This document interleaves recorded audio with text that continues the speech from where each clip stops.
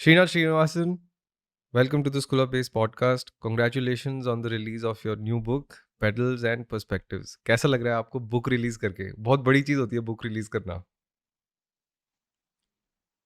सौरभ, पहले तो बहुत बहुत शुक्रिया आपने मुझे प्लेटफॉर्म दिया और लोगों से जुड़ने के लिए। और बिल्कुल सही बात है।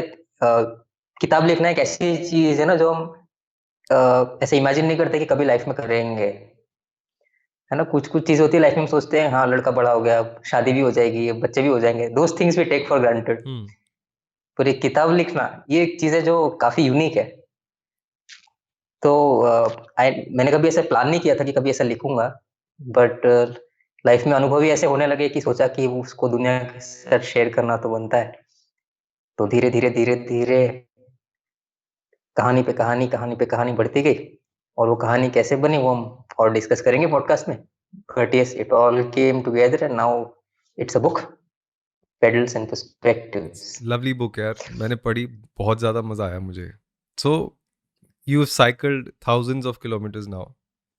और ट्रैवल के साथ में ना एक चीज़ मेरे को हमेशा लगती है कि एक एक एंग्जाइटी जुड़ी रहती है.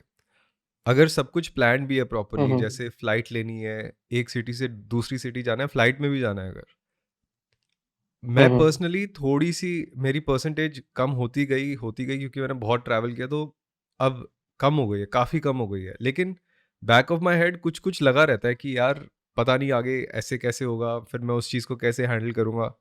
एक छोटी सी परसेंटेज रहती है हम्म। एंग्जाइटी की. इन योर केस, आपने साइकिल पैक करी, चेन्नई से आप थाईलैंड गए, वहाँ पे आप उतरे और साइकिलिंग शुरू हो गई. ठीक है. तो मुझे पूछना है कि एंग्जाइटी का क्या स्पेस है जब आप इतनी लंबी साइकिलिंग ट्रिप कर रहे हो. तो do you feel anxiety? If you feel anxiety, how do you handle anxiety? Okay, तो आपके व्यूअर्स को एक थोड़ा सा बैकग्राउंड में दे दूं तो फिर मैंने 8 मंथ्स के लिए एक बाइसिकल ट्रिप की, जो मैंने चेन्नई से शुरू की, और फिर चेन्नई से मैं बैंकॉक गया, 2 महीने बैंकॉक मैंने ट्रैवल किया, थाईलैंड, नेपाल, भूटान, और इंडिया में भी लद्दाख तक गया, और नीचे केरला तक, मेरे होम टाउन तक मैंने 8 महीने की एक बाइसिकल टूर की, विदाउट एनी प्लान और any idea of where I will be going next, और अकेले। तो सिंस सौरभ को पता है ये सब बातें, इसलिए क्वेश्चन नेचुरली उनका आ रहा है कि थोड़ी तो एंग्जाइटी रहती होगी कि अगला डेस्टिनेशन कहाँ है, हम कहाँ रुकने वाले हैं, किस से मिलने वाले हैं। कभी कभी कंट्रोल गिव अप करना चीजें आसान बना देता है। अगर हम प्लान लेके चलते हैं कि हमें इसी तरीके से चीजें होनी चाहिए, तो जैसे ही उससे थोड़ा भी डिपार्चर होता है तो हमें एक एंग्जाइटी फील होती है कि ऐसा क्यों हो रहा है, मैंने तो कुछ और सोच रखा था। बट इस तरह के ट्रैवल में you have to keep an open mind कि जो हो रहा है होने दो, and you have to move with a trust कि आप फॉरेन लैंड में भी हो, फिर भी आप एक दोस्त के घर ही जा रहे हो। वो दोस्त अभी तक आपसे मिला नहीं है, it's a friend to be. आप इस फेज से जब चलते हैं तो वो फ्रेंड टू बी आपको, they are waiting for you at the other end every day. और ऐसी चीजें एक दिन, 2 दिन, 3 दिन जब बार बार होने लगती है ना, फिर वो एंग्जाइटी कम होने लगती है। मेरा डिसीजन सिर्फ इतना है कि मुझे आगे बढ़ना है, हम्म. और मेरा ऐसा प्लान नहीं कि मुझे ये करना है, डिसीजन सिर्फ आगे बढ़ना है। और जो भी गिफ्ट्स आती हैं एवरी डे के साथ उसको एक्सेप्ट करना है। और फिर एंग्जाइटी का स्कोप नहीं है, स्कोप तो वंडर का एक्चुअली, क्योंकि ऐसी चीजें आती है सामने जो तुमने एंटिसिपेट ही नहीं की होती। तो in fact that anxiety turns into wonder if you give the space, give yourself the space to embrace जो हो रहा है होने दो। तो कभी ऐसी चिंता नहीं होती कि यार कुछ खराब हो गया तब कैसे हैंडल करेंगे, या ये दिस इनडेफिनेटिव ट्रस्ट ये कहाँ से आया और कहाँ से आता है इन जनरल, कि that you are on this trip but you still have some faith in something? Do you think of God? Do you think of universe? What do you think of to develop that kind of trust कि मैं चलूंगा, बाद में रास्ता बनता रहेगा मेरा?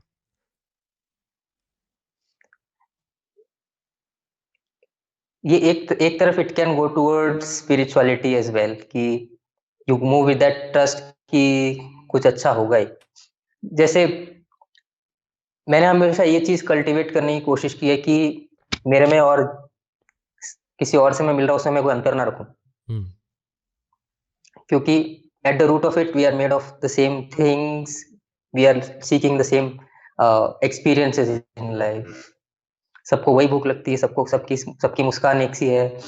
तो जब तक हम ये अलग मुझ like the self and the other, जब हम अलग देखने लगते हैं ना, तब डिस्ट्रस्ट पैदा होता है कि कोई और मेरे साथ कुछ बुरा कर दे तो, फॉर एग्जाम्पल। पर हम जब ऐसा माइंडसेट लेके चलते हैं कि सामने वाला भी मेरे जैसा ही एक व्यक्ति है, तो ऐसा होता है कि मैं अपने साथ थोड़ी बुरा करूंगा।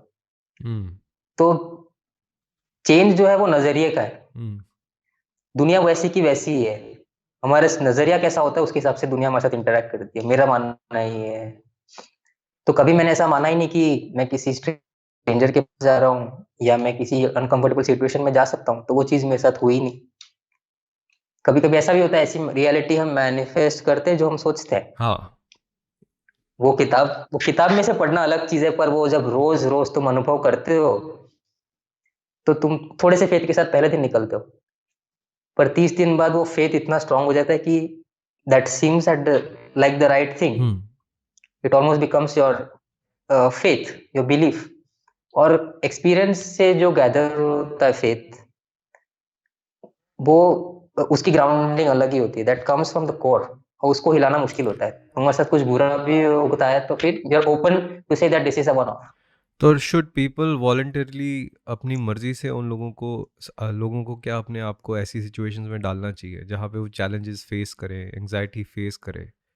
क्या तब अंदर से हमारा जो सिस्टम है हमें एक फेथ का काइंड ऑफ एक स्पार्क देगा कि अच्छा, अगर तुम एंग्शियस फील कर रहे हो लेकिन तुम इतनी बड़ी सिचुएशन में हो जहाँ तुम्हें कोई नहीं जानता, जहाँ तुम्हें लैंग्वेज नहीं आती, तो क्या तब ये अपने आप जनरेट हो जाता है इस तरह का faith because there is no other option? Should people put themselves voluntarily into these kind of situations to grow as people? ये ये बहुत अच्छा सवाल है सौरभ, और आई हाईली एंडोर्स दैट कि आप अपने आप को इस सिचुएशन में डालो कि आप अपने में और दूसरों में सिमिलैरिटी देखने के लिए फोर्स हो जाओ, ना कि डिफरेंसेस।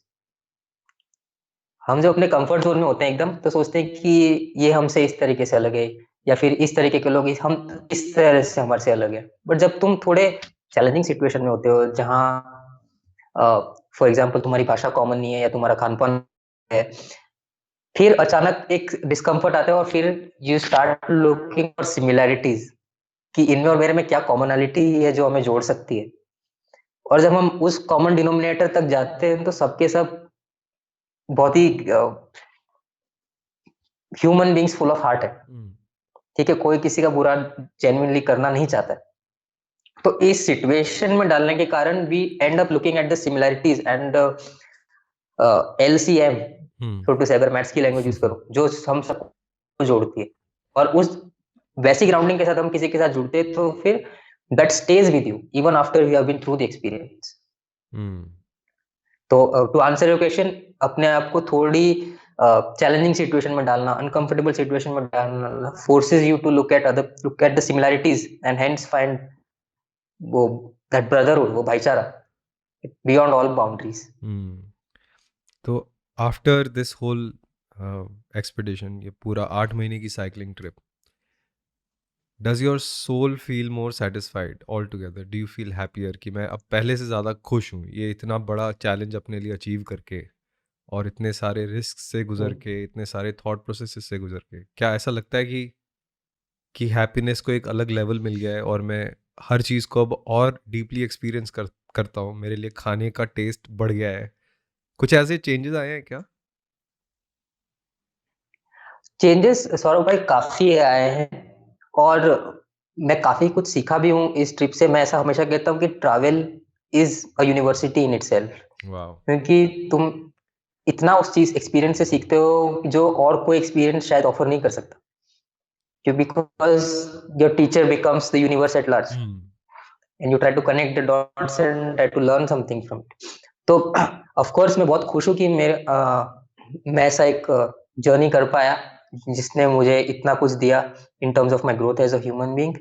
और जैसे आप बोल रहे हो कि does it infiltrate into life itself, जब आपकी ट्रिप खत्म होती है, तो कुछ कुछ चीजें हैं जिससे हम अननेसेसरली डरते हैं नॉर्मल लाइफ में। बट जैसे लोग मुझे बोलते हैं कि आप दिन में 100-100 किलोमीटर, 120 किलोमीटर कैसे चला लेते थे? तो मैंने कभी ऐसा नहीं कहा कि मैं दिन में 120 किलोमीटर चलाता था। मैं 1 सेकंड में 1 बार पेडल करता था बस, और रास्ता अपने आप कट जाता था। जब भूख लगे रुक जाता था, खा लेता था, और ये रोज़ करता था मैं। इससे मैं सीखा क्या कि अगर तुम्हें किस चीज़ में रुचि है और वो रेगुलरली फुल डिवोशन के साथ करो, तो नथिंग इज़ अनअचीवेबल। हम्म। इसका एक एग्जांपल मैं देता हूँ। जैसे पिछले साल ऐसा हुआ था कि मैंने डिसाइड किया था कि मुझे मैराथन दौड़नी है, ठीक है? पर मैराथन के लिए ऑफ कोर्स प्रिपरेशन करनी होती है, और हाफ मैराथन जितनी प्रिपरेशन मेरी हो गई थी, फिर मैं थोड़ा बीमार हो गया और फॉर व्हाटएवर रीज़न मैं अपनी पूरी ट्रेनिंग कर नहीं पाया। हम्म। पर हाफ मैराथन की डेट तो थी और मैंने तो रजिस्टर कर रखा था। तो अगले दिन पहुँच गए, बड़ौदा की बात है। तो बड़ौदा हाफ मैराथन 2020 हम पहुँच गए। फिर मैंने दोस्त को बोला, यार हाफ मैराथन की तैयारी है, तो हाफ मैराथन दौड़ लेंगे, भले मेरे पास बिप जो है वो मैराथन का है। फिर मैंने सोचा, यार अब मैं रजिस्टर तो फुल मैराथन के लिए किया है, कोशिश तो करते हैं, एक टाइम पे एक कदम आगे रखना है। हम्म। अगर नहीं, what is the worst that can happen, नहीं पहुंच पाएंगे, हाँ। तब देखेंगे। फिर मैंने सिंपल सर्च किया, is it possible to run a marathon without training. मैंने देखा एक बार, I just saw one search, किसी ने तो किया है, तो मतलब हम कोशिश तो कर सकते हैं। और मेरी साइकिलिंग की एक्सपीरियंस से मुझे पता है, एक एक पेडल लगाओ हम्म। तो घर पहुंच जाते। तो बस एक एक कदम बढ़ाया, काफी कष्ट भी हुआ, इंजरी भी हुई, पर मैं वो पूरा कर पाया। हाँ। पर मैं ये नहीं कह सकता I am a great runner, but the changes that happened in my mind because of the bicycle trip have stayed with me like this, है ना? हम्म। फॉर एग्जाम्पल, जैसे मेरी बुक पब्लिश हुई अभी, यूजुअली लोग पब्लिशर्स को अप्रोच करते हैं कि मेरी बुक पब्लिश कर दो। हम्म। पर मुझे ऐसा लगा, मैं जो लिख रहा हूँ उससे किसी को फायदा होगा है, तो मैं खुद क्यों ना पब्लिश करूँ। हम्म। जब मुझे पब्लिशिंग का कोई आइडिया नहीं था, how it works, how it doesn't, but मुझे पता था एक एक कदम लो, एक एक कदम लो तो रास्ता बनता जाएगा। हम्म। और मैंने स्टार्टिंग से लेके, लिखने से लेके, एडिटिंग से लेके, इलस्ट्रेशन से लेके, अपने दोस्तों की मदद लेके, खुद प्रिंट करवाई, खुद अपलोड किया, all of it on my own. हाँ।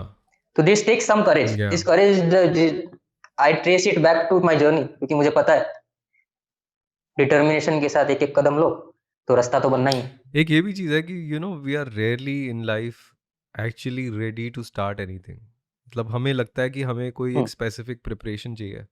जैसे आपकी बुक में भी हम्म, यू हैव रिटन कि अभी हज़ारों किलोमीटर साइकिल चलानी है, लेकिन ऐसा नहीं है कि as a cyclist you trained yourself.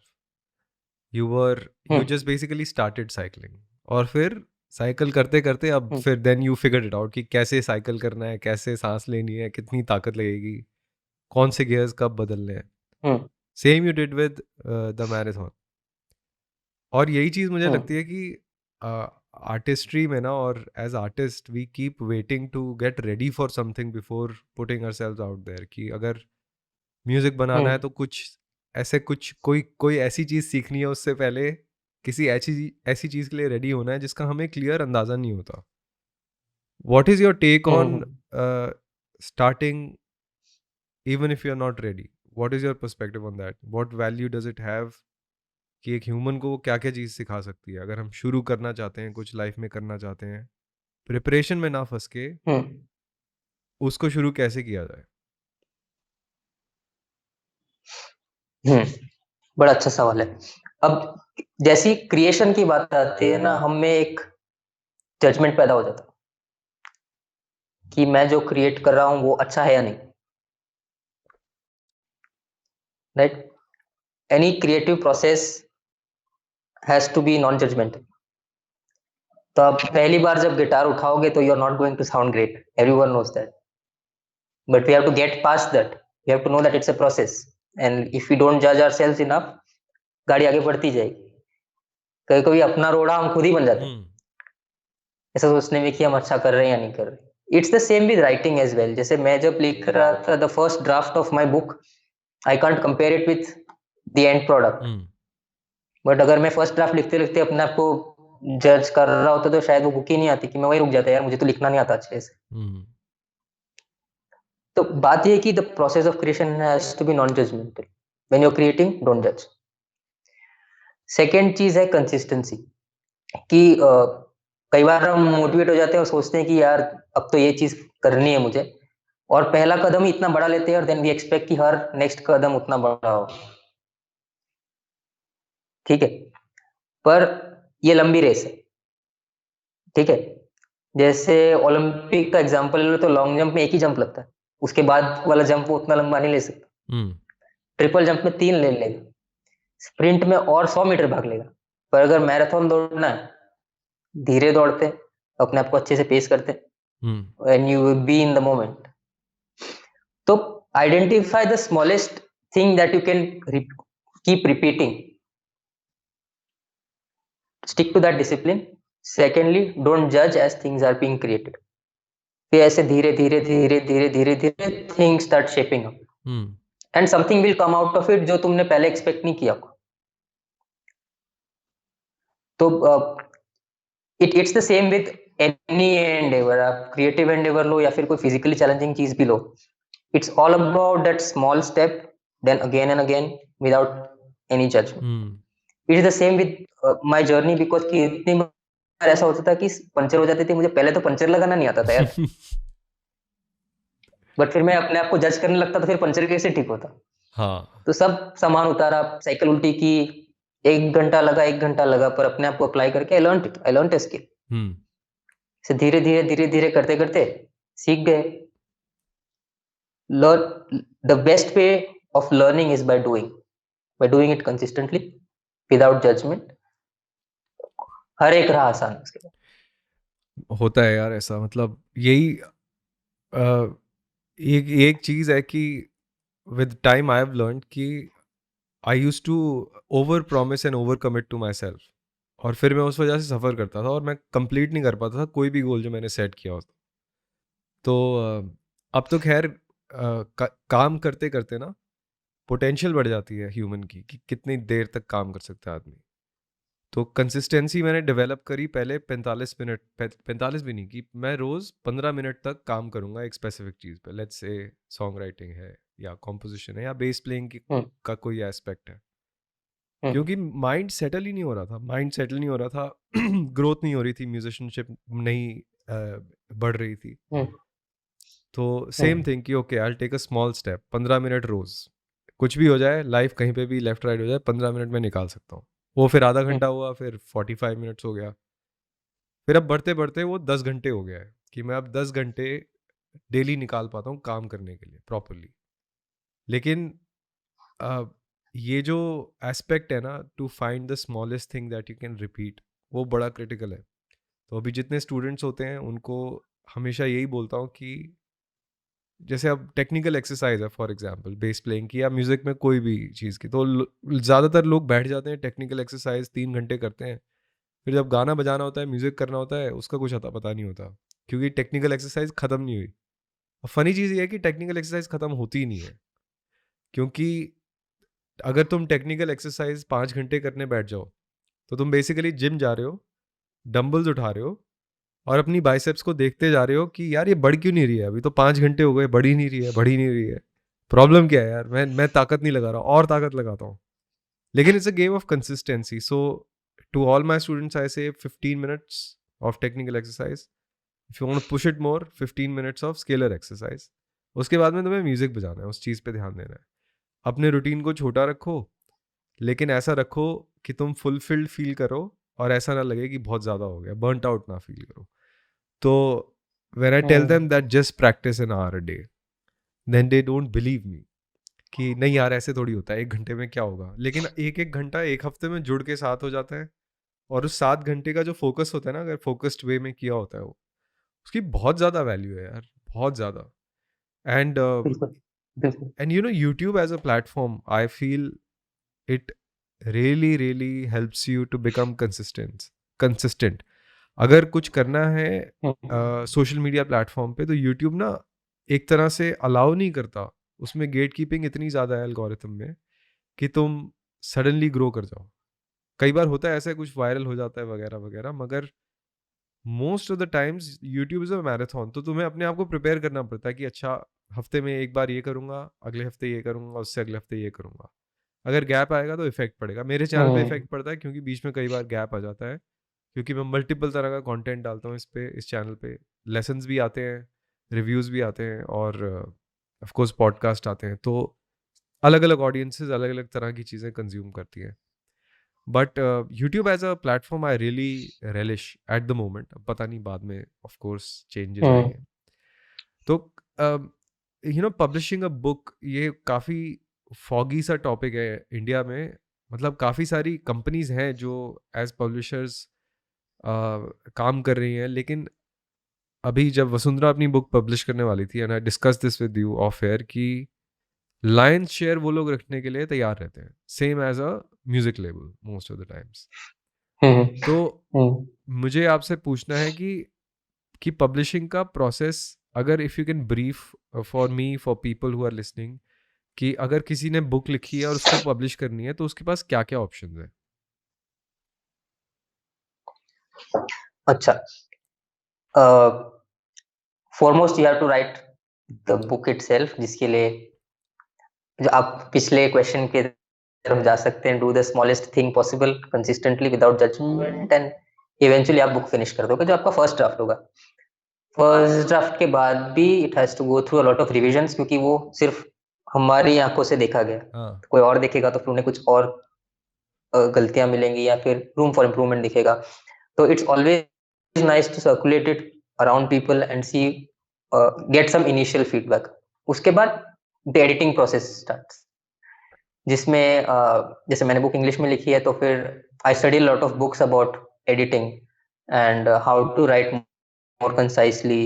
और एक राउंड ऑफ एडिटिंग के बाद you give it to a friend who reads, who actually likes to read books and is willing to give you valuable feedback, and repeat this a few times. You get some feedback, get the changes done, repeat this. Sometimes I use the software to feed what I've written, and it reads it back to me. Wow. तो I can imagine कि जो reader होगा वो पढ़ेगा तो उसको कैसे सुनाई देगा, are the sentences too long, too short? So it's almost as if you are giving a gift to someone, and you have to make sure that it's the best that it can be. So even before, I'm talking more from a self-publishing point. So it has to be a gift that you're sharing with someone, और आप उसको कितना अच्छे से craft कर सकते हो। Of course गलतियां रहेंगी, but let it go through a thorough editing process, 3 bar 4 bar 5 bar, and then finally give it to someone who is willing to give you honest feedback. Doesn't need to be a friend, but someone who will tell you what the book made them feel. Shashi Tharoor.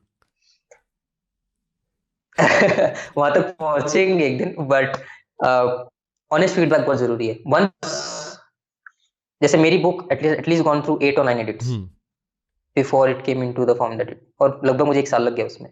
So you have to give it the time, because आपकी writing भी change होती है, आपकी thinking भी change होती है उस period में, depending on who you are studying, who you are reading, who you are learning from. उसके बाद आता है मेन पब्लिशिंग का गेम, कि आपके पास एक रेडी प्रोडक्ट है, and now how do you get it out? Now there are, if you're doing it by yourself, there are essentially 2 options. Either you get hold of a self publishing company जिनको आप manuscript दे दो, and they will set up a print on demand service, where if someone orders a book, they will just print that particular book and make sure that book reaches the person who asked for it, and it will be listed on Amazon, Flipkart, जो भी book selling platforms हैं उस पे।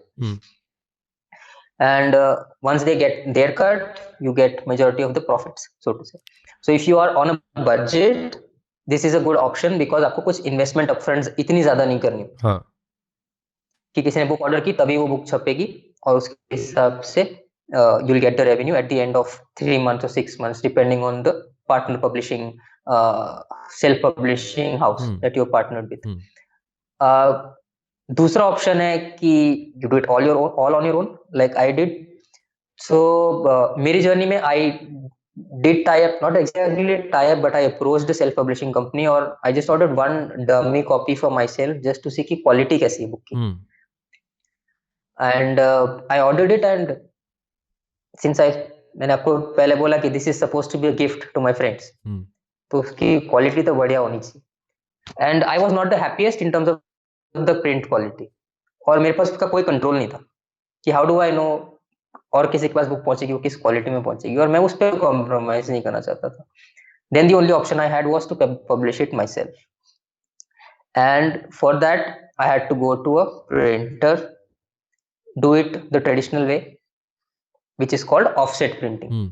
जो मैंने आपको lighter option बचाया self publishing का, उसमें they do a digital print.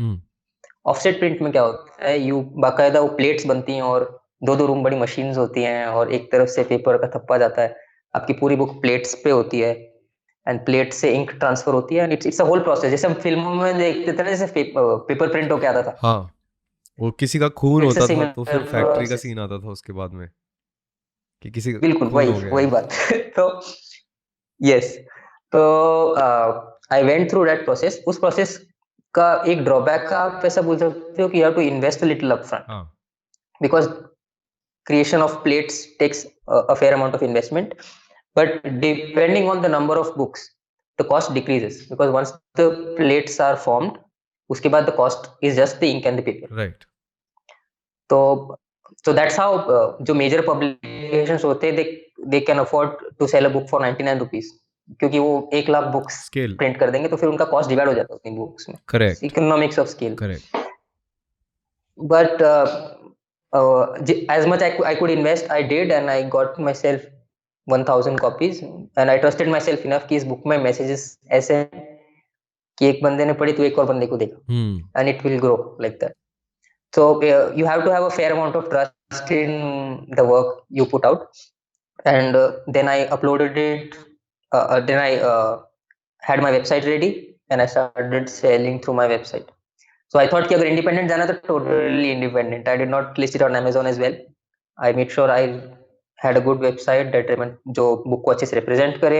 I tried to reach the right people, and it seems to be doing fine so far. Nice. और कुरियर आप खुद कर रहे So हो? either a self-publishing company, everything on my own.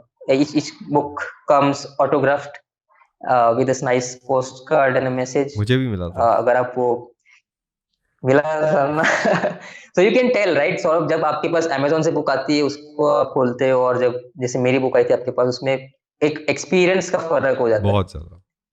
When you open Amazon book, it's just a book that comes, but here it's and the experience starts the moment you start opening. So I तो I mean, कुछ फायदे हैं। हाँ, मतलब I read a lot, and the thing is that her book में ना, specially physical book में यार, बड़ी सोल होती है, and I just see that every book is alive in its own way. और मेरे पास भी, I mean, it's not, I should be treating all my books equally, मगर मैं ना थोड़ी बुक्स को, कुछ बुक्स है मेरे बुक रैक में, मेरी लाइब्रेरी में, जिनको मैं ज़्यादा हाई लेवल पे रखता हूँ। तो जैसे 2 रैक्स हैं, तो ऊपर मेरी स्पेशल बुक्स पड़ी रहती है, नीचे वो ठीक है, अच्छी किताब थी, पढ़ ली, मगर जूस नहीं मिला लाइफ में। तो ऐसा ऐसा मुझे लगता है। End of course when I received your book, it was special. When I read it, I got goose bumps, which was even more special. तो वो ओकेजनली होता है, वो मेरे लिए नॉर्मल नहीं है कि मैं किताब पढूं और गूज बम्प्स हो रहे हैं, क्योंकि जब चैप्टर खत्म होता था, और plus I forgot the illustrators name जिसने इलस्ट्रेशंस बनाई है, क्या नाम है? Marine marine. Marine so marine, the way she had drawn illustrations at the end of every chapter, तो एक तो कहानी इतनी सुंदर होती थी कि कहीं पे तुम साइकिल करके पहुंचे हो किसी बीच पे, खाने का था पता नहीं है, लोगों से जैसे तैसे पूछ रहे हो यहाँ पे टेंट लगा सकता हूँ या नहीं, और फिर वो लोग फिशिंग कर रहे हैं, तो एक फिश, एक कैच उन्होंने तुम्हें दे दी अपनी जाते जाते कि ये खा लो, आप इतनी दूर से आए हो, पता नहीं कहाँ से आए हो। फिर बारिश हो जाती है, फिर अब वो सारी सिचुएशन मैं ऑलरेडी इमेजिन कर रहा हूँ, फिर मैं जब पेज पलटता हूँ और इलस्ट्रेशन दिखती है, तो the way it ties together, no, अभी still I am talking to you, I am getting goosebumps thinking about that moment कि कैसा लगा होगा। अच्छा, हुआ क्या उस फिश का? फिर वो खाई तुमने या नहीं? क्योंकि बारिश हो गई, बुझ गई, फिर क्या हुआ उसका, फिश का? नहीं, मैंने खाई तो जरूर, क्योंकि वो एक ऐसे दोस्त ने दी थी जो शायद मुझे पता नहीं अब अगला कब मिलेगा। हाँ। तो इनफैक्ट मैं वीगन था उस टाइम पे, पर फिर भी मैंने खाई। हाँ यार, because the emotion has to be preserved. Travel करते हुए तो ये होता है, मतलब sometimes you have to. Hmm. हम लोग साउथ ईस्ट एशिया टूर कर रहे थे एक बार। अम, अब Hmm. वियतनाम में कहीं किसी छोटे, आई थिंक वियतनाम और कंबोडिया, कोई कोई अननोन शहर था, वहाँ पे हम किसी यूनिवर्सिटी में परफॉर्म कर रहे थे, पार्ट ऑफ द टूर। तो अब उनको वेजिटेरियनिज्म उनके कल्चर में अलग है। ऐसा नहीं है वेजिटेरियन मतलब घास फूस, और वेजिटेरियन के अंडर काफ़ी कुछ Hmm. आता है ना, चिकन वगैरह सब कुछ आता है वेजिटेरियन के अंडर, फिश और वो सब।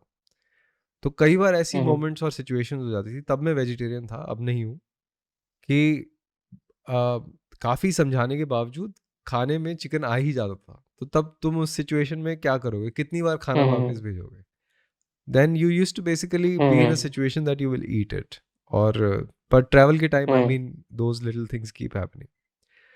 सो Hmm. अभी आप पुणे Hmm. में हो, आप रहते अहमदाबाद में हो, और आप पढ़ा रहे हो गोवा जैज एकेडमी में, है ना? और online yes, Hmm. Teaching right there. Yes. Yes. Yes. तो what is your take on this opportunity कि इतनी ज़्यादा, जैसे ऑफ कोर्स पैंडेमिक हिट किया है बहुत बुरी तरह, Hmm. जॉब्स चली गई हैं, लेकिन ऐसा भी हुआ है कि जॉब्स क्रिएट हो गई हैं, क्योंकि अभी आप अहमदाबाद या Hmm. पुणे से, अभी आप पुणे में आ रखे हो, अपने फ्रेंड को विजिट कर रहे हो, you are still able to teach in Goa, right? What is your take on this? Yes. That you see this as a good future for anybody who has potential but is not really traveling? जैसे करण खोसला ने Goa jazz academy बड़े प्यार से create की है, बहुत ध्यान से वो एक एक चीज़ उसमें बिल्ड कर रहा है, अच्छे टीचर्स ला रहा है, अच्छा करिकुलम क्रिएट कर रहा है, एंड ऑनलाइन कोर्सेज क्रिएट कर रहा है, काफ़ी कुछ कर रहा है करण। अब Hmm. दिल करता है कईयों का कि अच्छा वहाँ पढ़ाना चाहिए या किसी और इंस्टीट्यूशन में पढ़ाना चाहिए। Hmm. What is your take on all this, Hmm. That the how the internet is expanding itself, specially when it comes to music education, कि Hmm. कोई पढ़ाना चाहता है किसी प्रेस्टिजियस इंस्टीट्यूट में, वो पढ़ा सकता है। क्या क्या कहना है आपका इस बारे में? Hmm. Your question is more in lines of key if someone wants to teach at an academy online. Yeah, I'm just talking about the expansion of job opportunities as a teacher. Okay. And Hmm. is there any extra step you took? Did you apply for the thing, or did Goa Jazz Academy get in touch with you? How did you get this job? Okay. So, Karan, the founder of Guajas Academy, we've been playing together since 2015. Saurabh, मैं सौरभ और करण कई बार हमने एक साथ में भी हाँ, बजाए। So I I knew of them since then. और एक बेसिक वर्क एथिक जो होता है whenever you're working with someone, that memory stays with them for a while. तो with me, as he opened the academy, he was looking for people who he would like to collaborate with. And here is when karma comes back to you, कि whatever time you spent with someone in any form, अगर उस time you created a memorable feeling, then you always stay alive in their mind if they need help again. So this job particularly happened to me in that way because we had similar values, and I was ready to take up the opportunity, and he was looking for like-minded people. So that happened on that front. But considering the expansion of jobs, teachers as such, it's definitely there. In fact, this is a great opportunity to connect with people जिनसे हम पहले नहीं सोच पाते थे कि हम connect हो पाए. hmm, For example, you can people are now more open to learning in general, and that too online. correct. पहले आप किसी को, फॉर एग्जांपल मैं किसी को बोलता था कि ऑनलाइन म्यूजिक लेसन कर लेते थे, पहले तो I myself was not convince whether it was possible और not. Hmm. But now that doubt has virtually gone from my mind as well as the people who are willing recipients of this knowledge. हाँ, अब बताना भी नहीं So पड़ता कि of online course, होंगे lessons. exactly. और it gives you that opportunity कि ठीक है, now what do you have to offer? There are lesser and lesser gates now between you and that potential student जिसको आप help कर सकते हो. So the onus is now on us teachers to create those experiences in the comfort of our home or wherever we are if we are traveling. But just to make sure that we are able to reach the student. The सारे के सारे से चले गए, आप खुद ही अपने YouTube channel से कितने प्रोस्पेक्टिव स्टूडेंट्स को हेल्प कर पा रहे हो जैसे. So in a sense you are empowering yourself using technology, and as a result other students are getting inspired and motivated. So at this moment the responsibility is on us teachers to create these experiences for students, because this is only going to get more widespread. You can teach students from across the globe, you can receive lessons from across the globe if you have an idol, for example, जो पहले imaginable ही नहीं था. Correct. So the field is really open, but we have to go in with the sense of responsibility. Correct. हाँ, एक risk है इसमें कि काफ़ी सारे लोग जो परफॉर्मिंग आर्टिस्ट थे वो सडनली पढ़ाना शुरू कर दिया, क्योंकि of course I understand that jobs have reduced and there are no gigs, so everybody has to figure something out. But वही है कि even I was listening to the podcast with Floyd and Anthony Muthuraj. उनका एक podcast Facebook पे आता है, I think couple of weeks में एक करते हैं वो लोग. तो वो लोग भी यही डिस्कस कर रहे थे कि यार एक बार गिग शुरू हो जाएंगे तब क्या होगा. Then this sense of responsibility no where the performer needs to spend enough time with the student for to make sure कि student at least finds their path, कि ये मेरा रास्ता है, ये टीचर ने मुझे दे दिया, अब मैं अपने से चल सकता हूँ. क्योंकि एंड ऑफ द डे तो एजुकेशन का यही काम है ना, म्यूजिक एजुकेशन का, कि हमें हाथ पकड़ के खींचना नहीं है किसी को, हमें दिखाना है कि इस तरफ चलना है और ऐसे चलते हैं, अब तुम कितनी भी दूर जा सकते हो. वो हमारा एजेंडा रहता है एज टीचर्स. तो एक रिस्क फैक्टर है ये रिस्पॉन्सिबिलिटी का, कि काफ़ी टीचिंग एवेन्यूज़ ऐसे हैं जो सिर्फ पैंडेमिक की वजह से पॉपअप हो गए हैं, लेकिन अगर पैंडेमिक की डस्ट सेटल होती है हो सकता है डिसअपियर हो जाए, हो सकता है. आई एम जस्ट कॉन्टेम्पलेटिंग, ऐसा ज़रूरी नहीं है, लेकिन कॉन्टेम्पलेटिंग दैट. मेरा एक ही थॉट है, sort of considering this like just as a message to other teachers, कि हमारे म्यूजिशियन सर्कल में द वर्ड गिग एक कॉमन वर्ड है, कि गिग, कि अभी गिग मिला मैं यहाँ बजा रहा हूँ. But we have to be very sure in our mind that teaching is not a gig. Yes. कि मिला तो किया, नहीं मिला तो नहीं किया. Yes. Right. You have to really go with some conviction कि यार you are there, you will be there for the students and you will see them through. Yes. And if you are not the right teacher for them, refer to a better teacher so that their journey does not hinder because of whatever else you might want to do in life. Teaching comes with its share of responsibility, or we have to uphold that integrity as teachers. बिल्कुल यार, very very important. But it's nice that so much can be done now. अभी जैसे 2018 से मैं online lessons कर रहा हूँ, तो पैंडेमिक के करीब 2 साल पहले से.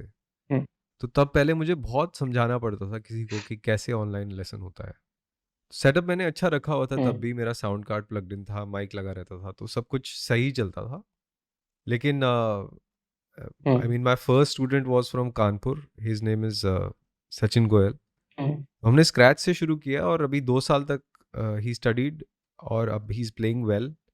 आई हैव नेवर मेट हिम, लेकिन पैंडेमिक से पहले भी हम लोग लेसन्स कर रहे थे. अब फ़र्क ये आ गया कि अब किसी को समझाना नहीं पड़ता कि ऑनलाइन लेसन कैसे होंगे. तो if a person puts their sweat into it, तो काफ़ी ज़्यादा पोटेंशियल डेफिनेटली क्रिएट हो गई है, which is very very joyful. और अप्रोचिंग यूनिवर्सिटीज़ एंड इंस्टीट्यूशंस, वो भी एक अलग अपॉर्चुनिटी बन गई अपने आप में to create and make things happen. So, Srinath, where can people get your book यार? कहाँ खरीद सकते हैं आपकी किताब?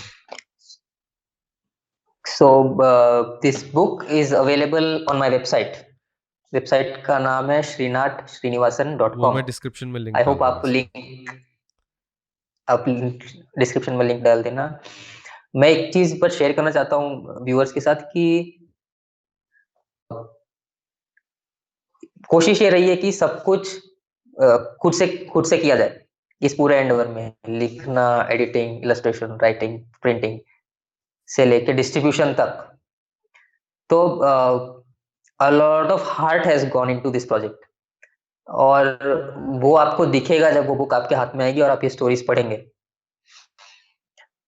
मेरा यही मैसेज है कि go to this book with an open heart and an open mind, and trust the musician that there is something of value in this book. Trust Saurav's word, he has read the book, और एक open heart के साथ इस book को अपनी life में invite कीजिए। और आई जेन्युइनली फील कि आपको कुछ वैल्यूएबल इस पूरे एक्सपीरियंस से जरूर मिलेगा। मेरा मेरा मोटिवेशन ये था कि ये जर्नी सिर्फ मेरी नहीं है, ये जर्नी मेरी पूरी कम्युनिटी की है। और सिंस इस जर्नी से मैं इतना सीख के आया हूँ, मुझे ये चीज़ बाँटनी है। इसीलिए ट्रैवल के भी 2 साल बाद तक मैं लिखता रहा, एडिट करता रहा, ताकि ये जर्नी सिर्फ मेरी जर्नी ना रहे, ये जर्नी उन सभी लोगों की हो जो मेरी कम्युनिटी में है, in in the wider world around me. तो this is like a gift from me to the community, and I promise कि आपको इससे कुछ ना कुछ फ़ायदा ज़रूर होगा। तो go with an open heart and open mind as you welcome this book into your life. Awesome man, thank you so much for doing this. मज़ा आ गया बात करके, बड़े दिन बाद बात हुई। And more to come. बिल्कुल, कभी ना कभी मेरा पॉडकास्ट स्टूडियो ज़रूर बनेगा, बिल्कुल, जहाँ पे हम आराम से you know face to face physically बैठ के बात कर पाएंगे। वो एक ड्रीम है मेरी, बिल्कुल। कभी ना कभी होगा वो complete. But congratulations again to on your success and book release, और I wish you all the best. बहुत अच्छी अच्छी चीज़ें हों और आगे, और कभी हम बजा पाएँ साथ में फिर से, ऐसा भी हो। ज़रूर, ज़रूर, थैंक यू मैन। ज़रूर। So I am just stopping the recording, thank you Saurabh. The call is on. Thank you guys for coming to the school of base podcast. हम जल्द मिलते हैं। मज़ा आया श्रीनाथ से बात करके। श्रीनाथ डिस्क्रिप्शन में लिंक है, वहाँ पे आपको वेबसाइट पे डायरेक्ट कर देगा वो लिंक, और वहाँ से आप बुक खरीद सकते हैं। मैं एग्जैक्ट लिंक डाल दूंगा आपके लिए। Thank you so much. Support the artist, support Srinath by buying his book. Book अच्छी है ही, वो तो आप पढ़ेंगे तो आपको मज़ा आएगा ही उसमें। Thank you again, take care, see you all soon, bye bye.